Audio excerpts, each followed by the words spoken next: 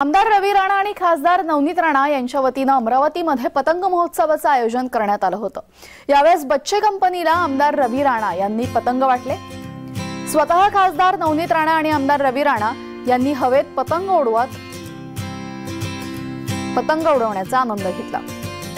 तर हा पतंग महोत्सव प्रभू श्रीरामाला अर्पण असल्याचं रवी राणा यांनी म्हटलं।